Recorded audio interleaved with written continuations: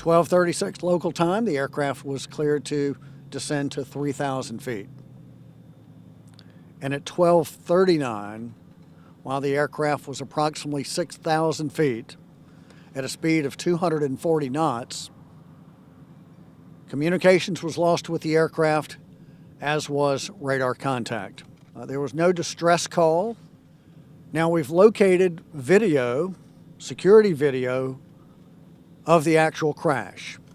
The aircraft is in the video as it's descending. It's descending in a steep descent, steep nose down attitude, and it is in the video for approximately 5 seconds.